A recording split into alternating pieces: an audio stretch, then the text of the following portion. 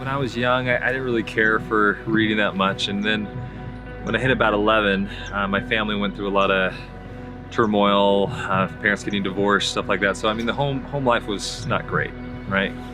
And I didn't really have any healthy ways of escaping from that or coping with that. And luckily enough, me and my brother were heading out on a road trip, and my mom gave me the Lord of the Rings set. And I was like, okay, great. And so in those 2 weeks, I started reading it, and I just loved it. I read the entire series in those 2 weeks, and it just was phenomenal. And for anyone that's really gotten into books, they know this ability that books have, that once you come back from reading them, you're a better person. You feel like you can take on more of the world, and that's how I felt. I felt empowered by it. And from there, I started exploring nonfiction books. I started reading 7 Habits of Highly Effective People. I started reading Richest Man in Babylon. I mean, all these books just changed me fundamentally. And it was such a huge foundation for me. And it really helped me to cope with everything that was going on, and even thrive with anything that was going on in my life. Even to this day, I always have two audiobooks on my phone, a book on the nightstand, and just that love of books. Me and my wife, we'd always wanted to give back, and I had served a 2-year mission down here in Mexico, and I just loved the people, and we wanted to do something for them. And as we were talking with the people down in Puebla and Texcoco, which is near from here, we were asking them about their needs, what they're looking. We found out they don't have a library, that no one has a library in these villages, that the kids don't have access to any books. And this was shocking to me, because books changed my life. Like, how can you not have access to books, And so we fundraised, we got friends and neighbors to help us. We did these odd jobs to help pay our own way, to do everything we could. And luckily we were able to get picked up by some news stations, and we were able to build our first library with $5,000. Antonio, who's the principal of this school where we're at, he heard about what we were doing and said, hey, we need a library. Can you come and help us? We don't have access to anything. We're up on this mountain. We don't have access to the city, nothing. And so we're like, yeah, let's do it. I reached out to a bunch of friends, other people, and said, hey, come with us. Come serve with us. Come have this experience with us that me and my wife have been having, and you'll love it. And then part of your fee for coming down, pay to help us build the library, and you get a wonderful vacation out of it. I mean, it's a great deal, and we get to do what we need to do, which is build a library. After that experience, my wife and I decided, let's start an organization. There are so many villages now that are asking us for us to come. Let's do it. I don't know how we're gonna do it, but let's do it. So we started Village Book Builders last January. So far we've built libraries in Ghana, and we're going to build another library in Yucatan, in Nepal, in Peru. We hope to spread this reading culture to as many villages and places we can in order to bring hope through books. Es más fuerte el hambre de conocimiento que el hambre física. Esta biblioteca cambió no solo la vida de los niños que están aquí en esta escuela, sino pues de la comunidad en general.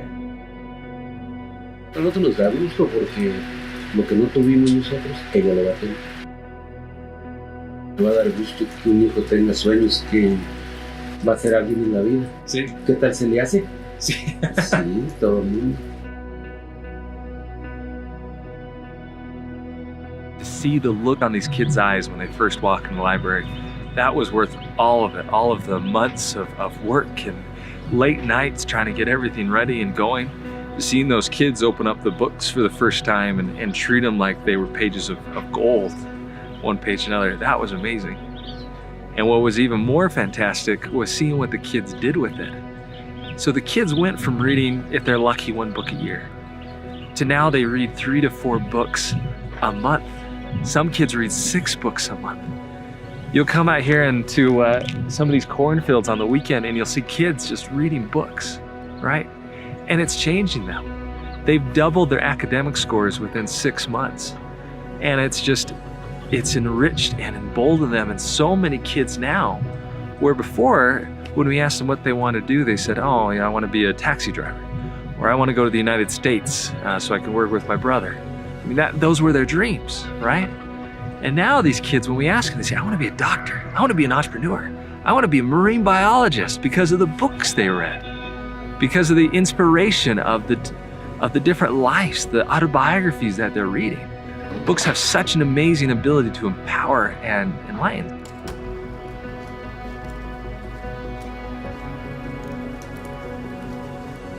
The number one way people can help is come with us. I mean, everyone spends $5,000, $6,000 to go to Disneyland. And Disneyland is great, but why not come with your family to one of these villages, experience this? And everyone that comes, we take a good portion of that fee to help build the library. Plus, you get this life-changing experience, family that you never thought you'd have. I haven't traveled outside the United States before, and I've always wanted to come and do a humanitarian project. An opportunity basically to travel with people I know, travel with a group. I always loved reading growing up, and it was a huge blessing to me in my life, so I'm excited to get to share that with them. I'm really looking forward to building relationships with all of these little kids. Bring a reading culture to the village. I'm hoping to gain lasting relationships with the people that I meet, the volunteers as well as the villagers. What I'm most excited for is being able to work with the kids. These trips that we go on are for everybody. I feel like every single person who has a desire to learn something new should go on one of these trips. You have to be well-traveled. This was my first experience going out of the country, and it's been awesome. It has been such a great experience for me. I've grown so much as a person. The highlight of this trip has definitely been playing with all the little kids. I don't speak their language and still they wholeheartedly love you. I just love how much love these people have and how they've taught me how to love even more. If you can't travel, is of course donate. A $5 donation leads to we can buy a new book in any of these countries, and that one book will be read 110 times on average before it's used. I mean, think about it. $5 can lead to 110 kids reading a life-changing book.